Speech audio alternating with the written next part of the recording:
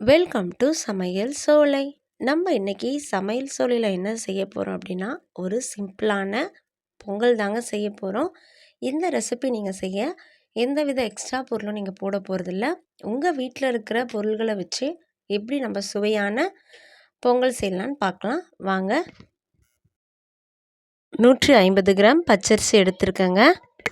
100 gram சிறுபருப்பு, 5 பச்சை மிளகாய், ஒரு சின்ன நெல்லிக்காய் அளவு பெருங்காயம், கட்டி பெருங்காயம், 1 டேபிள் ஸ்பூன் மிளகு, 1 டேபிள் ஸ்பூன் சீரகம், ஒரு துண்டு இஞ்சி, கொஞ்சமாக கருவேப்பிலை, கொத்தமல்லி எடுத்துருக்கேங்க. இதை பாருங்கள், 3/4 அளவு உள்ள ஒரு கப் எடுத்துருக்கேங்க. நான் இப்போ இதில் தாங்க தண்ணி அளந்து ஊற்ற போகிறேன். நான் இப்போது அந்த பச்சரிசியும் சிறுபருப்பையும் நான் வாஷ் பண்ணி வச்சுருக்கேங்க. இப்போ நீங்கள் பார்த்தீங்கன்னா இதில் ஒரு 6.5 கப் வந்து தண்ணி நீங்கள் ஊற்ற போகிறீங்க. நான் அதுக்காக வந்து இந்த 3/4 அளவு தான் நான் வந்து எடுத்து வச்சுருக்கேன். 6.5 கப் நம்ம தண்ணி வந்து இதில் ஊற்றிக்கலாம். பாருங்கள், 6.5 கப் தண்ணியை சேர்த்தாச்சுங்க. இப்போ நம்ம என்ன பண்ண போகிறோம் அப்படின்னா, ஒரு துண்டு கட்டி பெருங்காயம் வந்து போட போகிறோம். இந்த அளவு தாங்க நான் போட்டிருக்கேன். அதுக்கப்புறமா நம்ம என்ன பண்ண போகிறோம் அப்படின்னா, ஒரு 1 டேபிள் ஸ்பூன் வந்து ஆயில் வந்து இது மேலே வந்து ஊற்றி விட போகிறோங்க. அதுக்கு மேலே நீங்கள் ஊற்றாதீங்க, 1 டேபிள் ஸ்பூன் போதும். அதுக்கப்புறமா 1 டேபிள் ஸ்பூன் எண்ணெய் வந்து ஊற்றியாச்சுங்க. இப்போ நம்ம குக்கர் விசில் வச்சிடலாம். நான் இன்றைக்கி 6 விசில் விட்டுருக்காங்க. விசில் வச்சுட்டு ஒரு 15 மினிட்ஸ் கழித்து நீங்கள் அதை ஓப்பன் பண்ணுங்கள். உடனே ஓப்பன் பண்ண வேண்டாம். பாருங்கள், பொங்கல் நல்லா வெந்து வந்துடுச்சு. நம்ம இப்போ என்ன பண்ண போகிறோம் அப்படின்னா, கரண்டி வச்சு நம்ம நார்மலாக வந்து இதை மசிச்சு விட போகிறோங்க. இந்த பயிரையும் இந்த அரிசியும் வந்து நம்ம நல்லா வந்து மசிச்சு விட்டுடலாம். பாருங்கள், இப்போ இந்த கரண்டியை வச்சு நம்ம வந்து நல்லா வந்து மசிச்சு விட்டுடலாம். இதை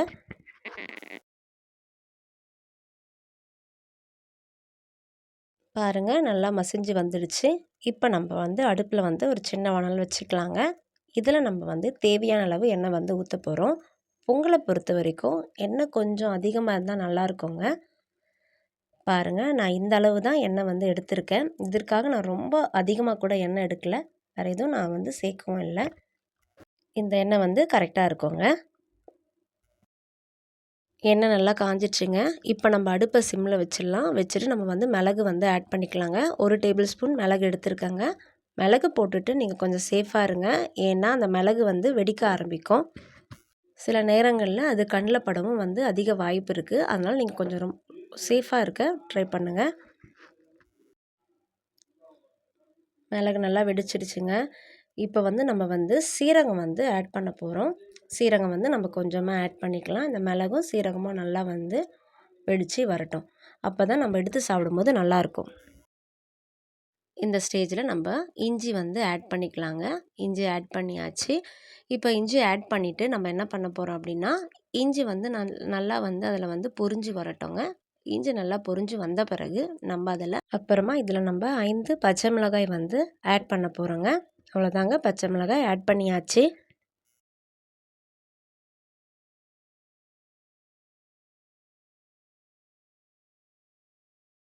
கருவேப்பிலை ஆட் பண்ணியாச்சுங்க.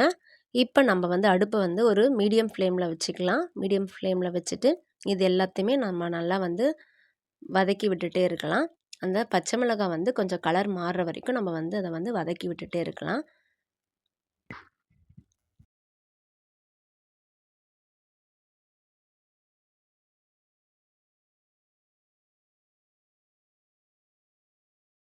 இப்போ வந்து நம்ம இதில் கொஞ்சமாக பெருங்காயத்தூள் வந்து ஆட் பண்ண போகிறோங்க. இது செரிமான பிரச்சனைக்கு ரொம்பவே நல்லதுங்க. இப்போ நம்ம வந்து ஒரு 2.5 ஸ்பூன் வந்து உப்பு வந்து சேர்க்க போகிறோங்க. ஒரு சின்ன ஸ்பூன் தாங்க நான் சேர்க்குறேன். நீங்கள் உப்பு எப்படி சாப்பிடுவீங்களோ அதுக்கேற்ற மாதிரி நீங்கள் உப்பு வந்து தேவையான அளவு சேர்த்துக்கோங்க. தூள் உப்பு தாங்க நான் ஆட் பண்ணியிருக்கேன்.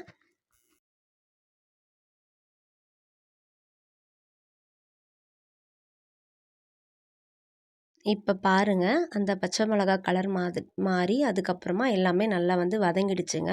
இந்த ஸ்டேஜில் நம்ம வந்து வேக வச்சு வச்சுருக்க அந்த பாத்திரத்தில் நம்ம வந்து இந்த தாளிப்பை வந்து போட்டுக்கலாங்க. இப்போ வந்து நான் கொஞ்சமாக தண்ணி எடுத்துருக்கேங்க. இந்த தண்ணியை வந்து நான் வந்து என்ன பண்ண போகிறேன் அப்படின்னா, நம்ம தாளிப்புக்கு யூஸ் பண்ண அந்த வாணலை நான் தண்ணியை ஊற்றி இப்போ அந்த தண்ணியை நல்லா நான் மிக்ஸ் பண்ணி நான் இதை வந்து நான் சேர்க்க போகிறேங்க. பாருங்கள், இப்போ நம்ம சேர்த்தாச்சு. இதை நம்ம ஏன் சேர்க்க போகிறோம் அப்படின்னா, நம்ம உப்பு வந்து நம்ம அதில் போட்டிருக்கோம் இல்லைங்களா, அது நல்லா வந்து மிக்ஸ் ஆகணும். அதனால் நம்ம கொஞ்சமாக தண்ணி விட்டுருக்கோம்.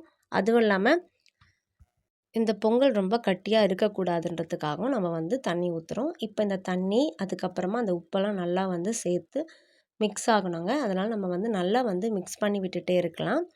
இப்போ நம்ம என்ன பண்ண போகிறோம் அப்படின்னா, கொஞ்சமாக நம்ம எடுத்து வச்சுருக்க அந்த கொத்தமல்லி தழையை வந்து நம்ம போட போகிறோங்க. நம்ம வந்து ஆட் பண்ணிக்கலாம். அதுக்கப்புறமா நம்ம என்ன போட போகிறோம் அப்படின்னா, கொஞ்சமாக வந்து நெய் ஆட் பண்ண போகிறோங்க. நெய் ரொம்பலாம் போகிறது இல்லைங்க. பார்த்தீங்கன்னா ஒரு சின்ன ஸ்பூன் தாங்க. இந்த ஸ்பூனில் தான் நான் வந்து நெய் போட போகிறேன். ரொம்ப அதிகமாக போட வேண்டாம், கொஞ்சம் போட்டாலே போதுங்க. இது வாசனைக்காக தான் நம்ம போடுறோம். ஏன்னா வந்து நம்ம அதிகமாக நெய் சேர்க்கும் போது நம்ம வீட்டில் வந்து பெரியவங்கள்லாம் இருக்கும்போது அவங்களுக்கு வந்து அது வந்து ஜீரணமாகாது, திகட்டிடும். அதனால் நீங்கள் கொஞ்சமாக போட்டுக்கோங்க. அவ்வளோதாங்க, நம்ம பொங்கல் வந்து ரெடி ஆயிடுச்சு. நம்ம இந்த ஸ்டேஜில் வந்து அடுப்பை வந்து ஆஃப் பண்ணி விட்டுடலாங்க.